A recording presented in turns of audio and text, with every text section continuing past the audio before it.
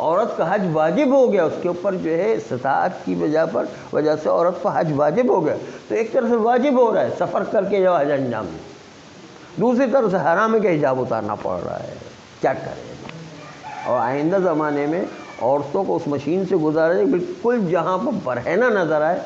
وہ کیا عورتیں ایسی مشینوں سے گزر سکتی ہے؟ نہیں، اس کا مسئلہ بھی یہی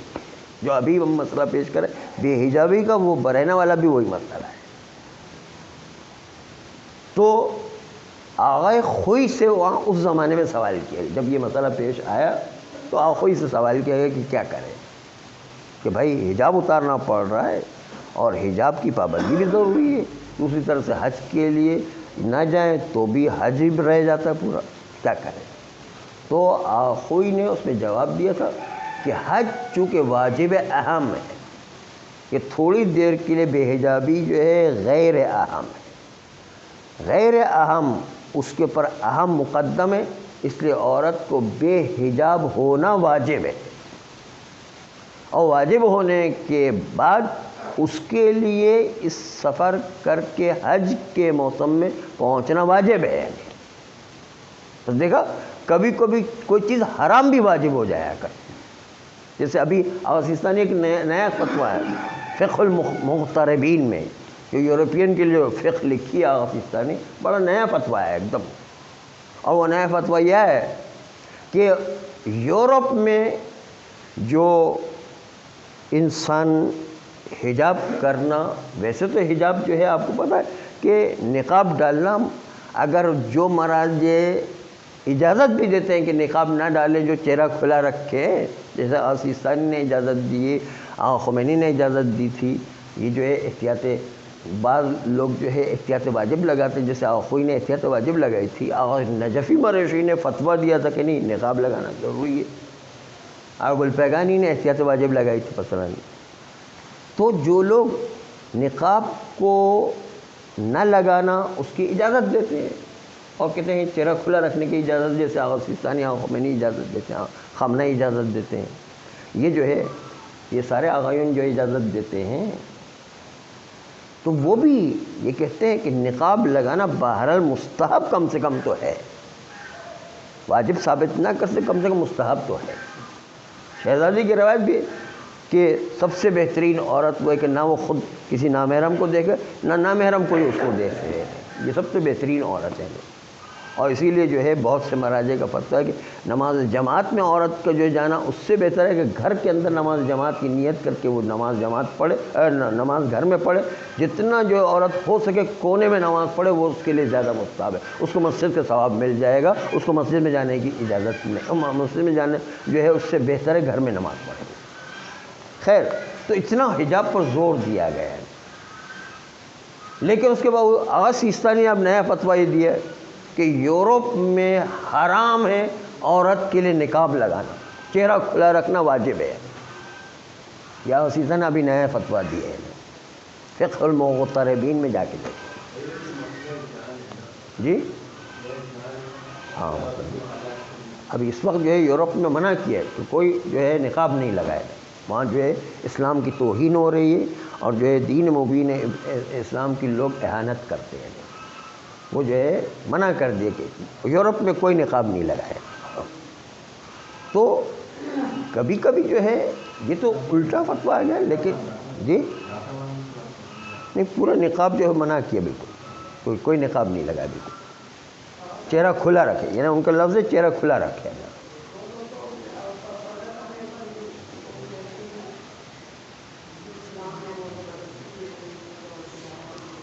کیا؟ ہاں کر رہے ہیں، لیکن اس سے بھی خواہ توہین ہو رہی ہے، اس نقاب لگانے سے بھی توہین ہو رہی ہے، اس لیے کہتے نہیں کریں۔ خیر، تو اصل نقطے پر ہمیں آپ کو لانا ہے کہ دیکھیں سفر کرنا حج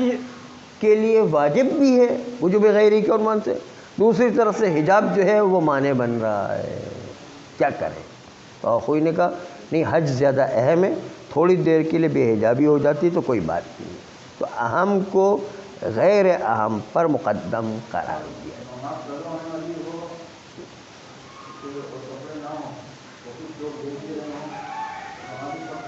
نہیں تو نماز پڑھنے کا طریقہ بتایا بھی، توضیح المثل میں بھی چند دنوں پہلے گزرا کہ بیٹھے بیٹھے نماز پڑھے گا، سجدے کے لیے رکوع کے لیے بھی اشارہ کرے گا اور سجدے کے لیے بھی، کیونکہ بیٹھے بیٹھے شرم گاہ اس طرح بیٹھے گا کہ شرم کا نظر ہی نہیں ہے، تو پھر بھی نماز پڑھنا ہے عبادت، نماز میں وہ قضا نہیں کرنا ہے۔ خیر دوسری جگہ پر نہ جائیں، ایک دوسری مثال جو آ جائے تو وہ بھی بہت خوبصورت مثال ہے، اور وہ یہ کہ کربلا میں جب صدام ملعون خمینی کے زمانے میں رحمۃ اللہ علیہ، ان کے زمانے میں جب اس نے جنگ چھیڑی تھی تو لوگ کربلا کی زیارت کے لیے جایا کرتے تھے، تو صدام نے پابندی لگائی تھی کہ جس کو بھی زیارت کربلا کے لیے آنا ہے $200 اس کو پہلے ایک ٹیکس دینا پڑے گا، تب جا کر کے ہم کربلا کی زیارت کی اجازت دیں گے، فی نفر $200۔ تو لوگوں نے آنکھوں سے استفتاء کیا کہ بھائی یہ ظالم حکمران ہیں اور اسی پیسے سے جو اس کو مدد ہو رہی ہے جنگ لڑنے میں، اسلامی حکومت کے خلاف جنگ لڑ، تو کیا یہ ہم پیسے دے کر امام حسین علیہ السلام کی زیارت کر سکتے یا نہیں کر سکتے؟ یہ آنکھوں سے وہاں پر بھی سوال کیا گیا کہ بھئی صدام کو پیسے دے کے ہم زیارت کے لیے جا رہے ہیں تو اس کا مطلب یہ ہے کہ صدام کی مدد کر رہے ہیں،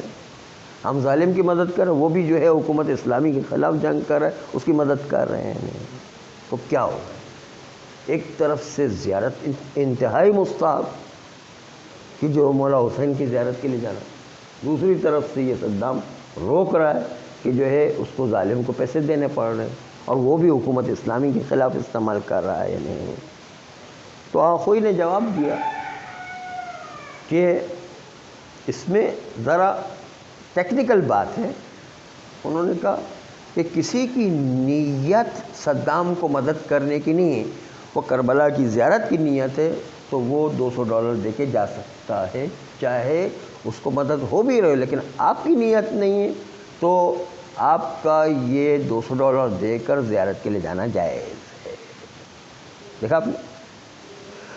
وہ کہ ہم تو جا رہے ہیں کربلا کی زیارت کے لیے،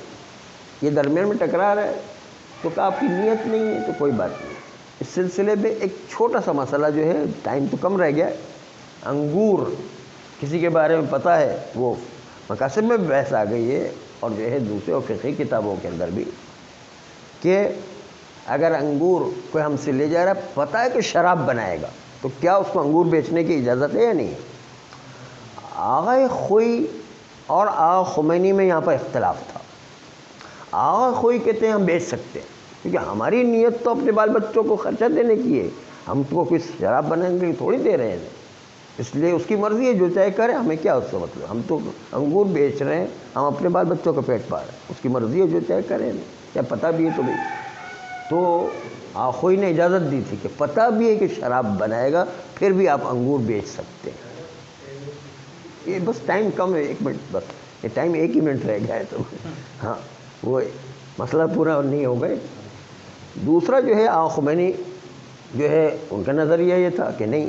جس کو پتہ ہے کہ شراب بنائے گا اس کو انگور جو ہے بیچنے کی اجازت نہیں ہے، چاہے آپ اپنے بال بچوں کے لیے پیسے لے کر ان کا خرچہ پورا کرنا چاہتے ہیں، لیکن پھر بھی اجازت نہیں، اس لیے کہ انہوں نے یہ آیے قرآنی جو ہے پیش کی، لا تعاونوا علی الاثم والعدوان، کہ گناہوں کے کام میں تعاون نہ کرو، یہ تعاون ہو جائے گا اور اس کے نتیجے کے اندر حرام ہے۔ یہ جو آغا خمینی کا نظر، آغا خود کہتے ہیں یہ تعاون کے باب میں نہیں آتا، جب تک کہ ہماری نیت بھی خود جو ہے حرام تک کی نیت نہ ہو تب تک تعاون نہیں کہلاتا۔ اس بنیاد پر آغا خود کے نزدیک جائز تھا، آغا خمینی جو ہے وہ اجازت نہیں دے، اس مسئلے میں اختلاف کا رہا ہے۔ تو آپ نے دیکھا کہ کبھی کبھی ایسا مسئلہ ہو جاتا ہے کہ کوئی چیز وہ نیت پر بھی ڈیپینڈ کرتے، نیت پر بھی بہت ساری چیزیں، کہ نیت آپ کی یہ ہے کہ شراب کے اندر تعاون کر رہے ہیں تو حرام ہو جائے، اگر نیت نہیں ہے تعاون کی تو آپ کے لیے حلال نہیں، وہ جو ہے ایک الگ مسئلہ ہے، ہر ایک کو ایک دوسرے پر قیاس نہیں کرے، اور جو ہے ایک دوسرے کا مسئلہ جو ہے الگ الگ ہے۔ ہاں جی ہاں، بینک کے اندر بھی نیت، بینکنگ کے اندر بھی ہم نے کہا تھا نیتوں کے مسئلے سے فرق پڑتا ہے۔ آغا سیستانی کہتے ہیں کہ اگر کسی کو بینک کے پروفٹ لینے کی نیت ہے تو حرام ہے، سود ہے، اگر نیت نہیں ہے بلکہ جو بینک کے اندر پیسے جمع کریں اس نیت سے کہ ہمارے پیسے جو ہے کہیں چوری نہ ہو جائیں، کہیں جو ہے وہ خرچ نہ ہو جائیں، ہمارا بینک کا امیج تجارت کے لیے بڑھانا ہے، اس لیے تو پھر جائز ہے خاصتاً کہ پروفٹ لینے کی نیت کی تو سود ہو جائے گا۔ تو یہ خامنہ کا بھی نظریہ ہے۔ تو خیر بات اصل میں چل رہی تھی کہ کبھی کبھی حرام اور واجب ٹکرا جاتے ہیں، اس میں اہم و مہم کو دیکھنا پڑتا ہے، جو اہم ہے اس کو غیر اہم پر مقدم قرار دیں گے۔ صلی اللہ علیہ وسلم۔ جی آپ کیا فرمائیں؟